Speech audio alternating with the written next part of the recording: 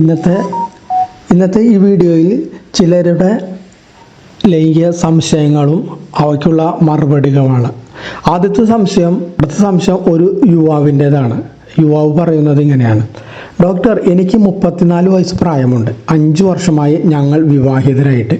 എൻ്റെ ഭാര്യ നിമ്മിക്ക് 32 വയസ്സും പ്രായമുണ്ട്. ഞങ്ങൾക്ക് ഇതുവരെ കുട്ടികളായിട്ടില്ല. എന്നാൽ ഇപ്പോൾ ഭാര്യ ലൈംഗിക ബന്ധത്തിൽ ഒട്ടും താല്പര്യം കാണിക്കാറില്ല. ഡോക്ടർ, ലൈംഗിക ബന്ധം കുട്ടികളുണ്ടാവാൻ വേണ്ടിയാണെന്ന അഭിപ്രായം ഭാര്യയ്ക്ക് നേരത്തെ തന്നെ ഉണ്ടായിരുന്നു. ഈ ലൈംഗിക താല്പര്യക്കുറവ് മാറ്റിയെടുക്കാൻ എന്താണ് പോംവഴി ഡോക്ടർ?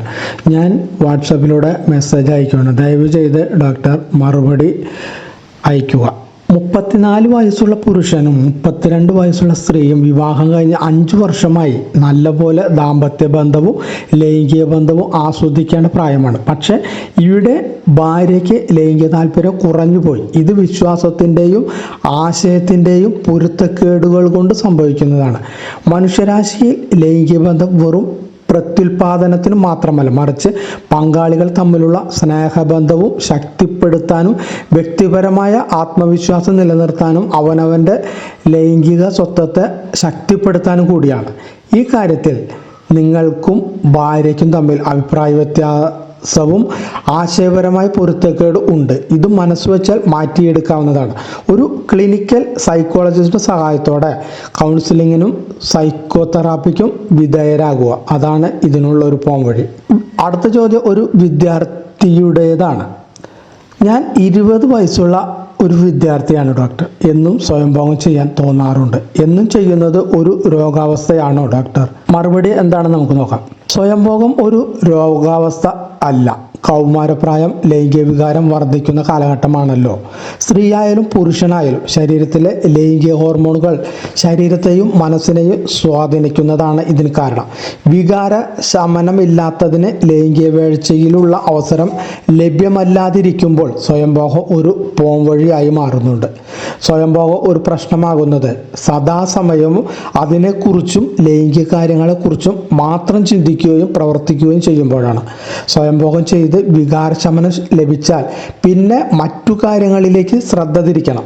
കൗമാരപ്രായത്തിൽ പഠനത്തിലും കായിക വിനോദങ്ങളിലും കലാ സാംസ്കാരിക പ്രവർത്തനങ്ങളിലും സൗഹൃദങ്ങളിലും ശ്രദ്ധ കേന്ദ്രീകരിക്കുക. പോഷകാഹാരവും കൃത്യനിഷ്ഠയോട് കൂടിയുള്ള പഠനവും വ്യായാമവും സാമൂഹിക സമ്പർക്കവും വായനയും സംഗീതവും എല്ലാം പ്രധാനപ്പെട്ടതാണ്. അതിലേക്കാണ് ശ്രദ്ധ തിരിക്കേണ്ടത്. അടുത്ത ചോദ്യം എന്താണെന്ന് നോക്കാം. ഞാൻ 48 വയസ്സുള്ള വിവാഹിതനാണ് ഡോക്ടർ. കുറച്ചു മാസങ്ങളായി പെട്ടെന്ന് എനിക്ക് സ്ഖലനം സംഭവിക്കുന്നു. ഇത് പരിഹരിക്കാൻ വല്ല മാർഗവുമുണ്ടോ ഡോക്ടർ? ഉത്തരം എന്താണെന്ന് നമുക്ക് നോക്കാം. ഇത്രയും കാലമില്ലാതെ 48-ാം വയസ്സിൽ എന്തുകൊണ്ട് ശീഘ്രസ്ഖലനം തുടങ്ങി എന്നത് അന്വേഷിക്കണം. പൊതുവെ അമിത ഉത്കണ്ഠയാണ് ശീഘ്രസ്ഖലനത്തിന് ഒരു കാരണം.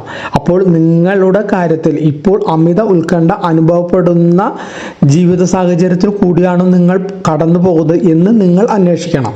സ്വയം അന്വേഷിച്ച് മനസ്സിലാക്കണം. ലൈംഗികതയെ ബാധിക്കുന്ന പ്രമേഹം, അമിത കൊളസ്ട്രോൾ അതുപോലുള്ള അസുഖങ്ങളുടെ തുടക്കം നിങ്ങളിലുണ്ടോ എന്നും മെഡിക്കൽ പരിശോധന വഴി കണ്ടുപിടിക്കാം.